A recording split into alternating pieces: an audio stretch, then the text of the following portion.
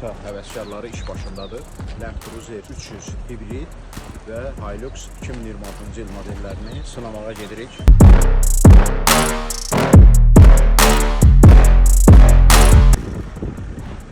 Əsl offroad indi başlayır.